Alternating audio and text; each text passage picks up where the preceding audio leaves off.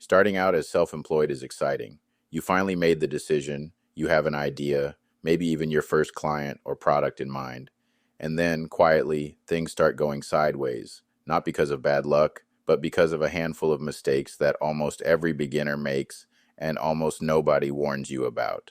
Welcome to Self-Employed Ideas.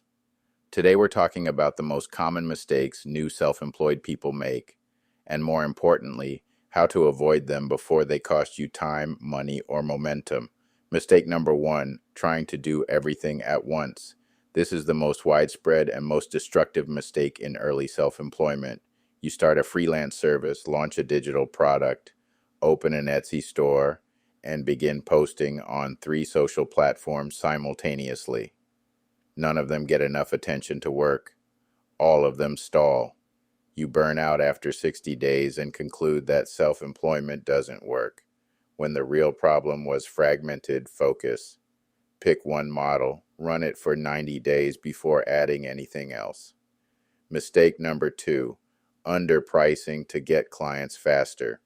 When you're starting out, the temptation is to charge as little as possible to eliminate price as a barrier. The problem is that low prices attract the wrong clients, ones who are difficult, demanding, and still not satisfied. They consume your time and energy while paying you nothing. Price at a rate that reflects real value from day one, even if it means fewer clients initially. Quality clients are worth more than quantity. Mistake number 3, no clarity on who you serve. I help small businesses is not a target market. I help e-commerce store owners reduce cart abandonment is. The more specific you are about who your client is and what problem you solve for them, the easier everything becomes. Your marketing, your messaging, your offers, your pricing. Vague positioning is one of the main reasons self-employed beginners struggle to get clients. Mistake number 4, skipping the business fundamentals. No tracking of income and expenses, no separate bank account, no basic contract before starting client work. These feel like unnecessary formality when you're just starting, until a client disputes a payment or tax season arrives and you have no records. Set up a simple spreadsheet for income and expenses on day 1. Open a separate account for business money. Use a basic one-page agreement for every client, even friends. Mistake number 5, waiting for everything to be perfect before starting. The website isn't ready. The logo needs work. The offer isn't quite right. Meanwhile, weeks and months pass with 0 revenue and 0 feedback from real customers. Nothing teaches you faster than a paying client. Launch before you feel ready. Refine based on real experience, not imagined scenarios. Mistake number 6, treating self-employment like a hobby. Irregular work hours, no structured schedule. Checking in on the business when the mood strikes. Self-employment run like a hobby produces hobby-level income.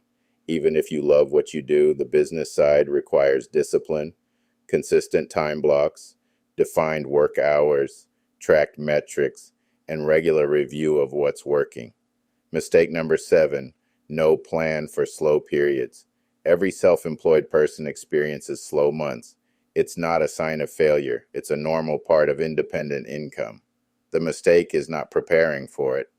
If you spend everything you earn in good months, a slow month becomes a crisis. Build a cash reserve equal to 2 to 3 months of expenses. That buffer is what keeps you rational and in control when business temporarily dips. Mistake number 8, not asking for referrals. Most beginners wait for new clients to find them organically, but your fastest source of new business is almost always your existing clients and your personal network. After delivering good work, ask directly. Do you know anyone else who could use this? Most people are happy to refer. Most self-employed people never ask. Here's the truth about these mistakes. None of them are fatal. Every one of them is fixable. The self-employed people who build something real aren't the ones who never make mistakes. They're the ones who catch them early and course correct without quitting. Visit selfemployedideas.com for frameworks that help you build a self-employed business the right way from the start. Thanks for listening. See you next episode.